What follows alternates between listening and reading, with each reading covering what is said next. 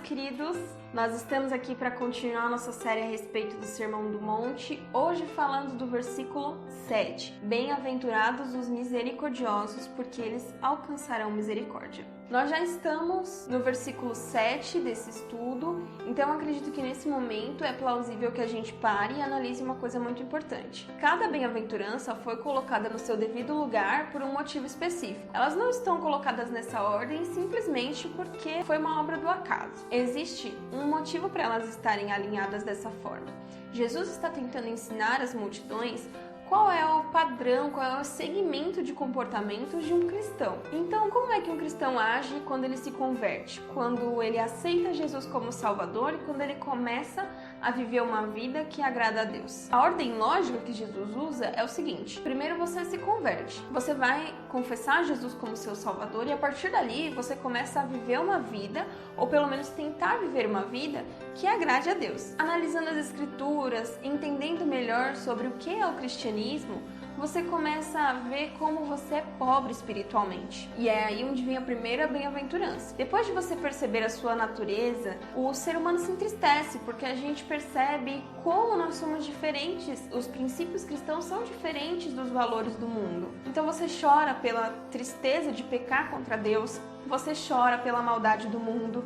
E isso causa em você um sentimento de humildade. Você começa a ter humildade por reconhecer quem você é. Afinal de contas, uma pessoa pobre não pode ser soberba, não pode ser altiva. Então, o Espírito Santo começa a moldar em você um espírito humilde. Tendo essas características, você começa a observar, você começa a querer se parecer com Jesus. Então, você procura agir com justiça, fazer o que é certo aos olhos de Deus. E aí é onde você se enquadra no versículo que fala: bem-aventurados que têm fome e sede de justiça, porque eles serão saciados. Olhando para Jesus, você começa a ver as qualidades que ele tem, tentando se conformar a ele.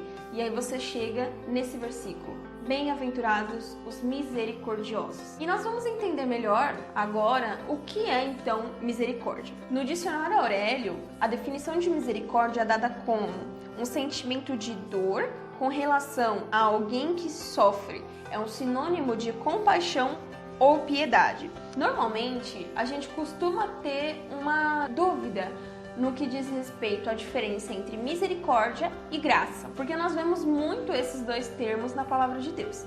Então, vamos ver qual que é a diferença. Graça é o favor que nós não merecemos, é aquele presente que você recebe sem merecer. E a misericórdia é você não receber aquilo que você merecia. O seu filho apronta alguma arte e você não castiga como ele merece ser castigado. Você teve misericórdia, certo? Existe essa diferença e para entender melhor, para a gente ter esse conceito bem aplicado, nós podemos recorrer ao versículo que está em João 3,16, que diz o seguinte: porque Deus amou o mundo de tal maneira que deu seu Filho unigênito para que todo aquele que nele crê não pereça, misericórdia, mas tenha a vida eterna, graça. Então Jesus Cristo veio para que você não recebesse aquilo que você merece, que é a morte, a condenação pelos seus pecados, mas para que você viesse a ter vida eterna, graça. Então, entendendo a diferença desses dois conceitos, fica mais tranquilo nós continuarmos com esse estudo. Se misericórdia é o sentimento de dor por ver o sofrimento de alguém, por ver alguém se sentindo flagelado, o que é ser misericordioso? Ser misericordioso, então, é mostrar um ato, realizar um ato em decorrência daquilo que você viu. Então, por exemplo, eu crio em mim um sentimento de dor por ver o sofrimento de alguém e realizo uma ação que ameniza o sofrimento dessa pessoa, uma ação benevolente para com essa pessoa. Isso me faz misericordiosa. Eu realizei um bom ato para uma pessoa que estava sofrendo a partir daquele sentimento de compaixão que eu tive com ela. Jesus vai dar um ótimo exemplo de misericórdia em Mateus, no capítulo 18, do versículo 21 ao 35. Diz o seguinte: então Pedro, aproximando-se dele, disse: Senhor, até quantas vezes pecará meu irmão contra mim e eu lhe perdoarei? Até 7? Jesus lhe disse: Não te digo que até 7, mas até 70 vezes 7. E aí Jesus começa a contar uma parábola.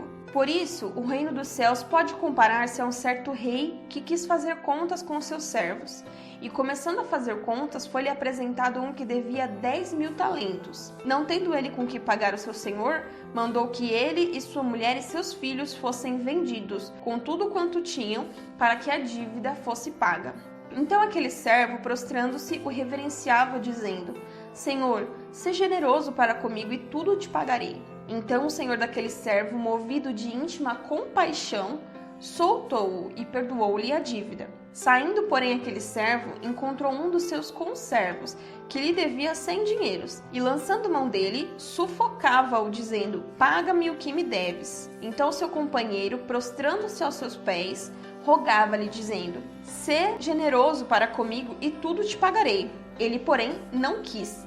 Antes, foi encerrá-lo na prisão até que pagasse a dívida. Vendo, pois, os seus conservos o que acontecia, contristaram-se muito e foram declarar ao seu senhor tudo o que se passara. Então seu senhor, chamando à sua presença, disse: Servo malvado, perdoei-te toda aquela dívida porque me suplicaste. Não devias tu, igualmente, ter compaixão do seu companheiro, como também tive misericórdia de ti?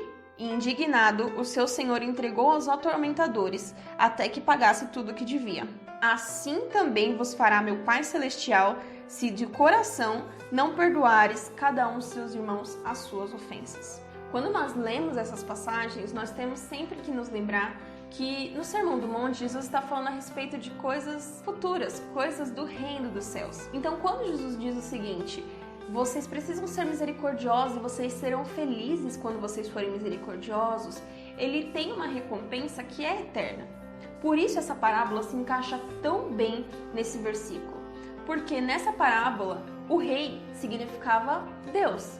Perdoou a dívida de uma pessoa que o devia muito. Essa pessoa, sendo liberta, perdoada da sua dívida, começa a humilhar, começa a denegrir uma pessoa que lhe devia muito menos. Então Jesus diz o seguinte para Pedro: Pedro, o reino dos céus é da mesma forma.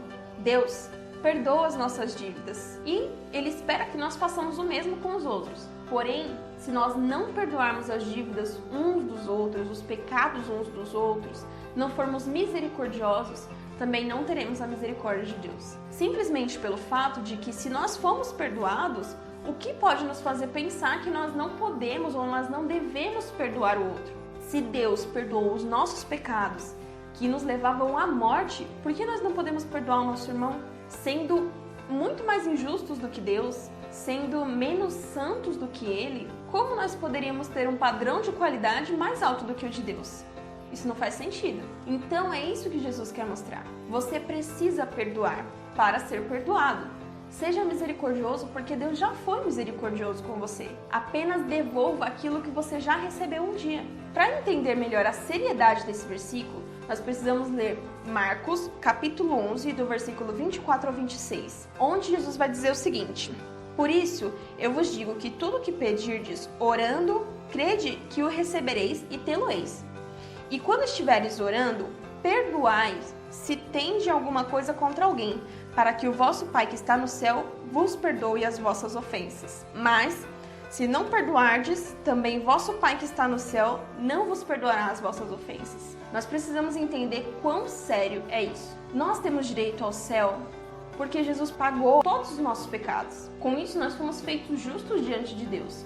Porque uma vez a nossa dívida paga, nós não temos mais que pagar mais uma vez. Porém, quando nós não perdoamos os nossos irmãos, a palavra de Deus diz que o Senhor não nos perdoará. E agora imagine você, o que seria de nós se Deus perdoasse todos os seus pecados, menos um? Nós ainda assim estaremos condenados ao inferno. Nós ainda assim estaremos condenados à morte eterna. Nós só somos salvos porque o Senhor perdoa todos os nossos pecados. O sacrifício de Cristo cobre todos os nossos pecados. Se eu, Maiara, cometer 10.000 pecados em toda a minha vida e Jesus Cristo, ou nosso Senhor Deus, perdoar 9.999 e não perdoar um pecado, eu ainda vou ser condenada ao inferno. Porque o salário do pecado é a morte e Deus é justo. Ele não pode ir contra a sua própria palavra. Então, quando a palavra de Deus diz que se nós não perdoarmos o nosso irmão, nós não seremos perdoados por Deus, ela está mostrando de novo que nós temos que dar aquilo que nós já recebemos. Se você recebeu o perdão de Deus, você precisa perdoar o seu irmão. Eu espero que esse vídeo tenha ajudado você e tenha esclarecido sua mente. Se você aceitou a Jesus agora, se converteu ao cristianismo e tem dúvidas sobre como eu posso ser um cristão, o que eu devo fazer, eu peço que você acompanhe essa série de estudos porque eu acredito que vai edificar em muito sua vida. Se você conhece alguém que iniciou a carreira no Evangelho ou que tem perguntas e você acredita que esse vídeo pode ajudar essa pessoa, compartilhe esse vídeo com alguém. Eu espero vocês para o estudo do próximo versículo. Até mais!